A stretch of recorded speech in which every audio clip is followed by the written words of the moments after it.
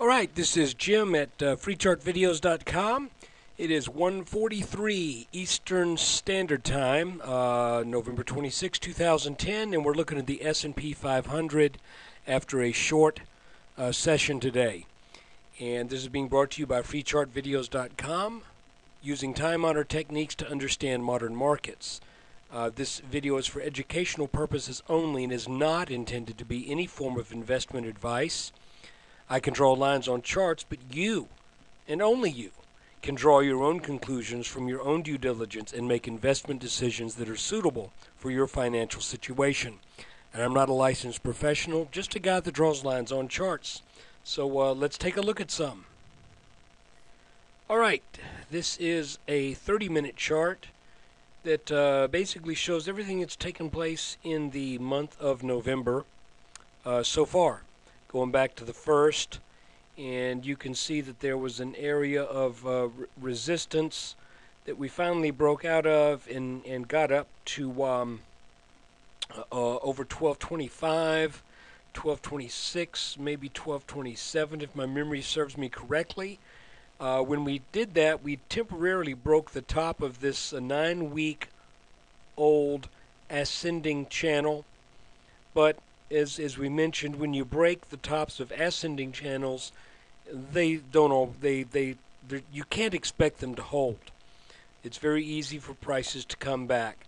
That is exactly what happened, and they did so in what appeared to be a descending channel where we had just two touches, legitimate touches on the bottom.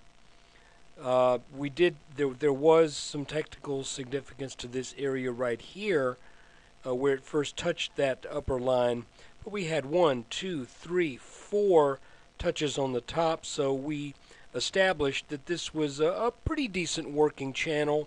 Certainly the top line was working as resistance. The ascending channel broke down.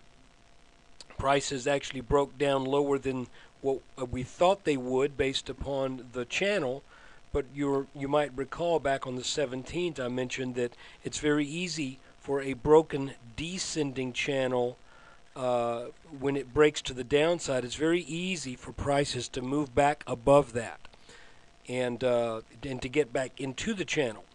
And that's exactly what happened here. Prices even broke out of the top side. Tested support, which used to be resistance. Then a 4-foot crazy man in North Korea decided he wanted to get in the headlines again. So the markets do their willy-nilly kind of overreactive thing, and they sell off, temporarily getting back below this line that had been broken and tested pretty successfully. And little brief moments underneath it, but make a long story short, on Wednesday, prices broke much higher, recapturing all of the losses that the North Korean crazy man was able to exact upon our 401ks. And I want to show you that little inverse head and shoulders again down on the bottom of that day. How well that pattern predicted what was to follow. So anyway, today we end up with what looks to me to be a setup to come back and retest the low 111.80s or maybe even the high 11.70s. It's possible that that this is a corresponding move kind of in a symmetrical pattern with what was going on back here. There may not be that much more downside, but clearly we can see that this green line is representing right now strong resistance. So at this point, the bears have this line in mind as being a point on the chart that they're going to defend. And it's not like the bears are a team or anything like that. People taking profits, you know the game. But that is the line to watch. That, and also I believe this red line is still going to have technical significance if we get down that low. So let's keep our eyes on the markets. I want to show you one more thing real quick. We're going to take a quick look at the Dow. Okay, I have simplified this chart just a little bit, but I want to show you something that's taken place. This is the Dow Jones Industrials. This is the flash crash, and after that flash crash, I identified this pattern in blue here, not as a new leg down to new lows, signifying the end of Western culture, but rather a bull flag. That's just what it is. Prices came down, broke up over that, back tested it successfully, came back to retest this line, broke out over that. And what do we call this pattern? Left shoulder, head, right shoulder. It's an inverted head and shoulders pattern. That broke out.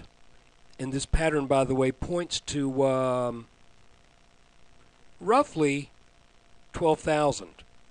And what's interesting is that the large head and shoulders pattern that was at the bottom of the Dow back in the spring of 2009 also points to 12,000. But what on that day that I mentioned when what's his face, Kim Jong-il,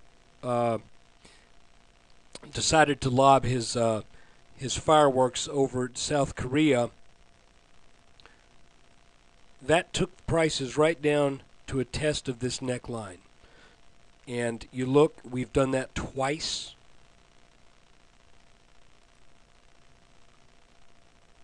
This line actually needs to move up when I slide in here a little bit more. Today, you can see that it looked as if we had broken over this line, but got slammed back down today. But like I said, this is a Thanksgiving holiday short session. Not making excuses. This move probably would have happened anyway, but I think we'll get a little bit better picture of what's going on Monday. So this is the line to watch, or you could also draw it this way. And for the sake of argument, let's say 11,200 is the line to watch in the Dow.